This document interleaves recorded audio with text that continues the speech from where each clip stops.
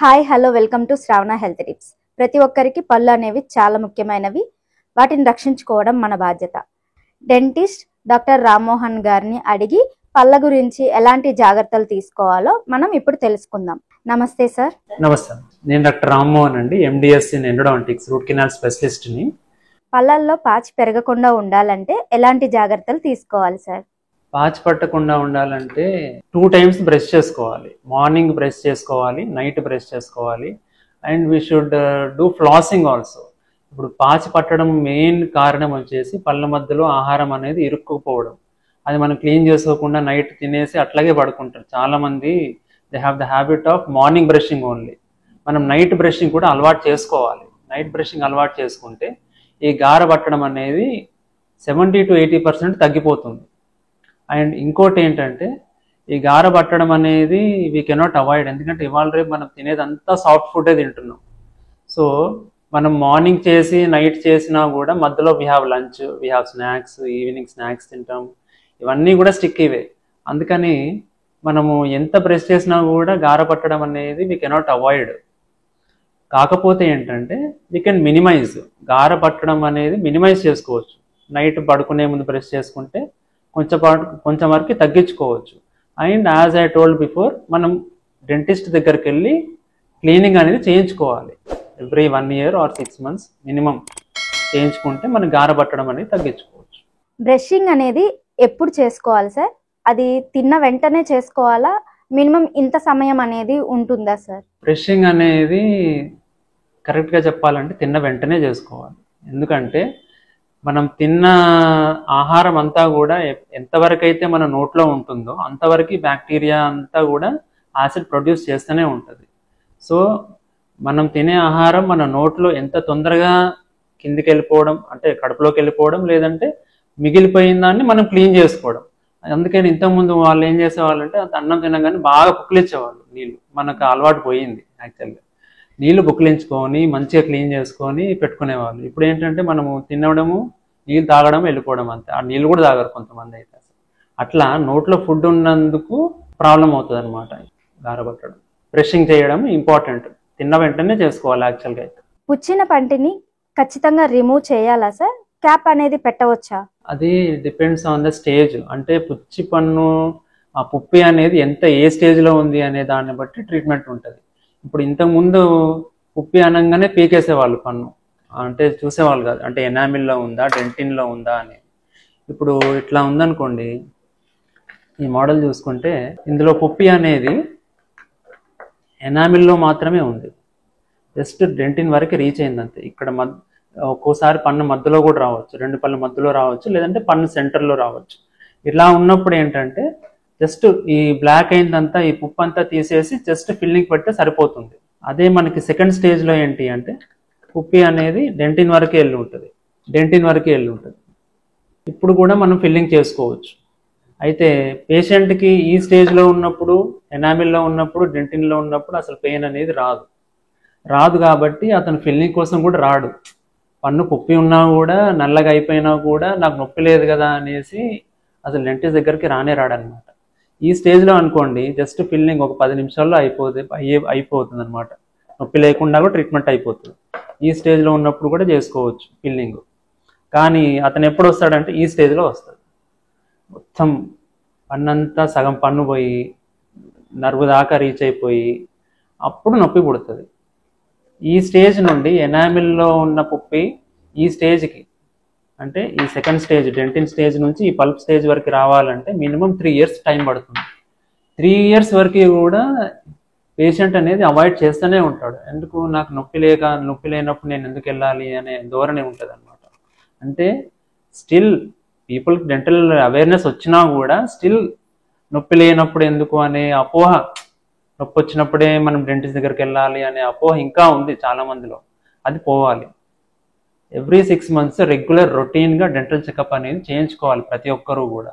ఇట్లాంటి చిన్న స్టేజ్లో, ఫస్ట్ స్టేజ్లో ఉన్నప్పుడే చేయించుకుంటే ఫిల్లింగ్ ట్రీట్మెంట్స్ ఏమైనా కూడా మనకి పెద్ద ట్రీట్మెంట్స్ అవాయిడ్ చేసుకోవచ్చు అనమాట.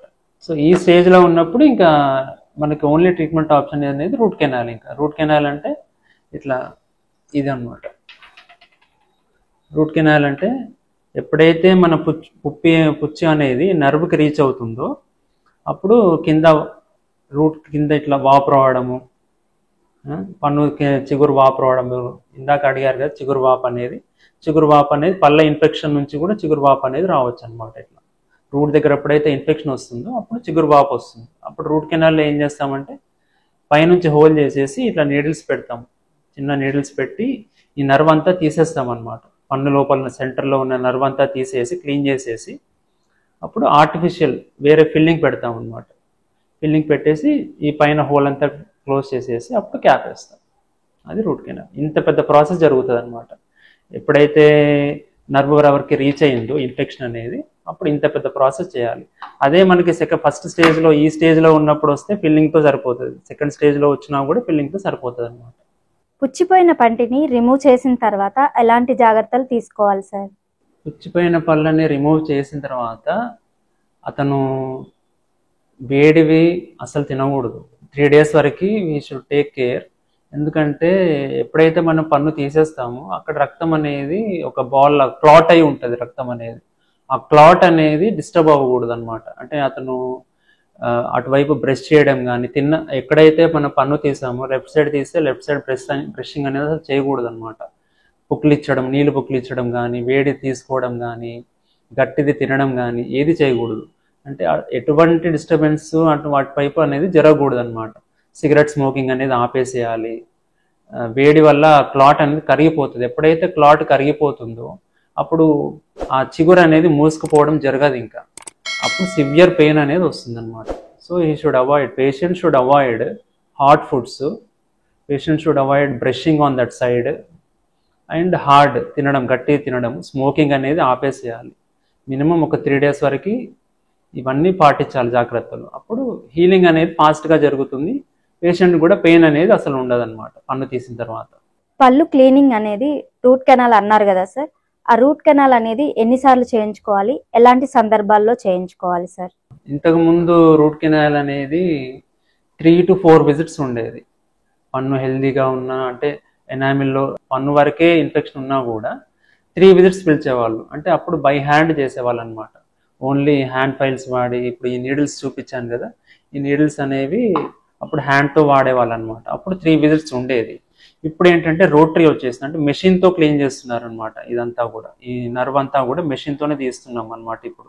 So now days any infection, ఎంత ఇన్ఫెక్షన్ పెద్దగా ఉన్నా కూడా సింగిల్ విజిట్లో అయిపోతుంది అనమాట.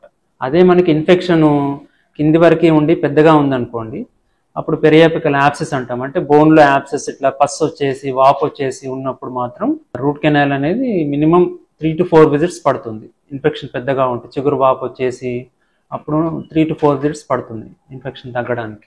చిన్నపిల్లలకు తరచుగా వచ్చే పంటి నొప్పిని ఎలా నివారించవచ్చు సార్? చిన్నపిల్లలు యాక్చువల్గా వాళ్ళ పేరెంట్సే కారణం దానికి. ఎందుకు అంటే వాళ్ళు అడిగిందల్లా ఇచ్చేసి చాక్లెట్, వాడు ఏడిస్తే చాలా చాక్లెట్ చేతిలో పెట్టడం, ఊరుకో అనడం, అట్లా చాక్లెట్స్ బిస్కెట్స్ వాళ్ళే అలవాటు చేస్తారు అనమాట పిల్లలకి.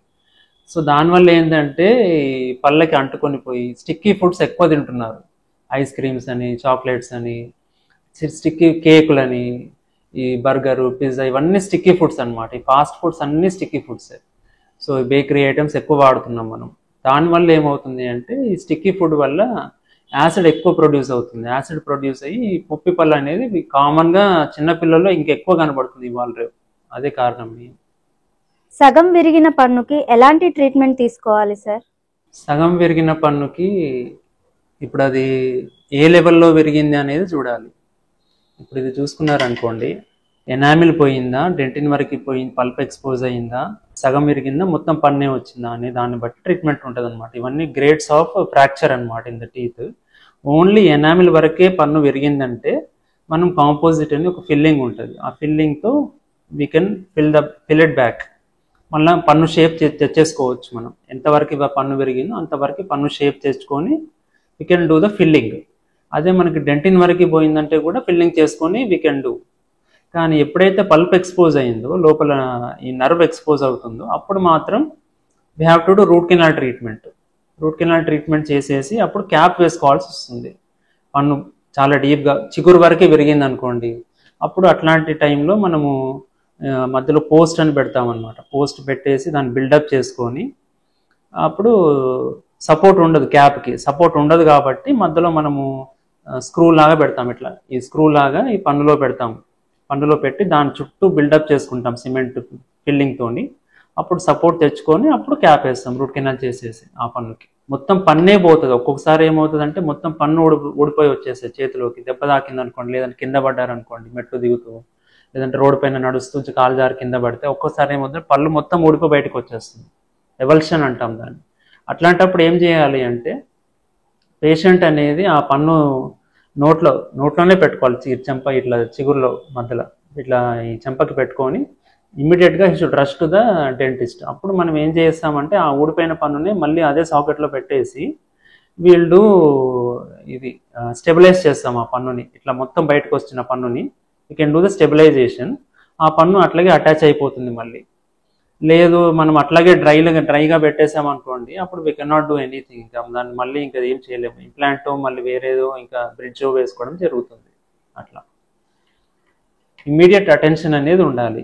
ఇప్పుడు ఈ పన్ను మొత్తం ఊడిపోయి బయటికి వచ్చేసింది అనుకోండి, ఇమ్మీడియట్గా అటెన్షన్ తీసుకొని మనం డెంటిస్ట్ దగ్గరికి వెళ్ళిపోయి పన్ను ఊడిపోయిందంటే అదే సాకెట్లో పన్ను పెట్టేస్తే ఇట్ విల్ డూ రీఅటాచ్మెంట్ అనేది జరుగుతుంది పన్నుకి.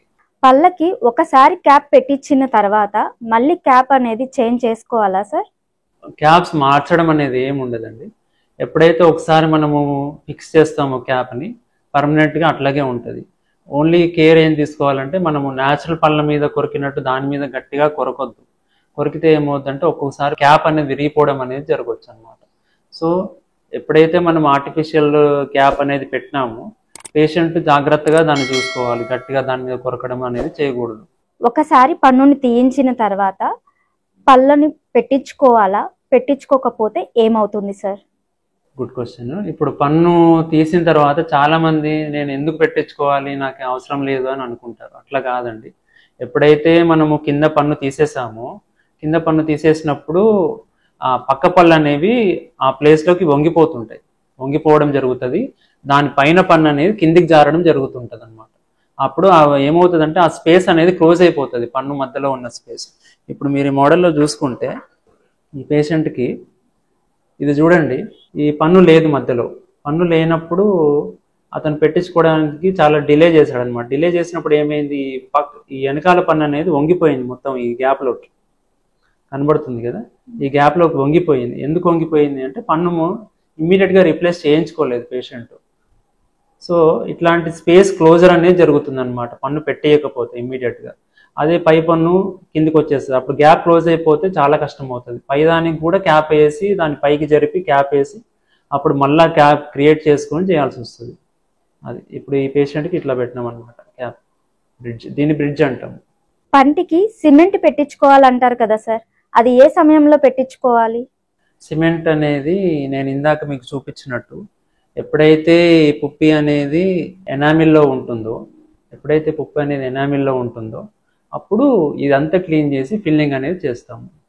ఫిల్లింగ్ అనేది cement filling, composite filling, light cure చేసి అని చాలా మెటీరియల్స్ వచ్చేసినాయి. అండ్ ఇట్ విల్ మ్యాచ్, పన్ను కలర్తో మ్యాచ్ అవుతుంది. ఇంతకు ముందు అంటే సిల్వర్ వాడేవాళ్ళు, సిల్వర్ అమాల్గమ్, నల్ల ఫిల్లింగ్ అని. ఇప్పుడు సిల్వర్ ఎవ్వరు వాడట్లేదు. We're using only tooth coloured fillings. So అప్పుడు ఈ ఫిల్లింగ్ అనేది ఎప్పుడు చేస్తాము, ఈ పుప్పి అనేది ఎనామిల్లో కానీ సెకండ్ లేయర్ డెంటిన్లో కానీ ఉన్నప్పుడే ఫిల్లింగ్ చేస్తాం. ఈ స్టేజ్లో ఉన్నప్పుడు ఫిల్లింగ్ చేస్తాం అన్నమాట. రూట్ కెనాల్ చేయించుకోవాలి అంటున్నారు కదా సార్, రూట్ కెనాల్ చేయించుకోవడం అనేది ఎక్కువ ఖర్చుతో కూడుకున్నదా సార్? రూట్ కెనాల్ అనేది కాస్ట్లీ ఏం కాదమ్మా. ఎందుకంటే ఎప్పుడైతే వాపు వచ్చేసి సగం పన్ను విరిగిపోయి అట్లాంటి స్టేజెస్లో 4 to 5 విజిట్స్ అన్నప్పుడు కాస్ట్ ఎక్కువ ఉంటుంది. కానీ మామూలుగా అయితే నొప్పి ఇప్పుడు ఎప్పుడైతే పుప్పి అనేది నర్వ్ వరకు రీచ్ అయిందో, ఈ స్టేజ్లో ఉందో, అప్పుడు రూట్ కెనాల్ అనేది it will be only up to 3,000 to 4,000 maximum, అంతే, అంతకంటే మించదు. ఎప్పుడైతే మనకి ఇన్ఫెక్షన్ సివియర్ అయిపోయి వాపు వచ్చేసి దవడ వాపు వచ్చిందో అప్పుడు మాత్రం it may go up to 6,000, అంతేగాని అంతకు మించి ఏమి ఉండదు కాస్ట్. థ్యాంక్ యూ సార్, పళ్ళకి సంబంధించి చాలా విలువైన సమాచారాన్ని మాకు అందించారు. Thank you.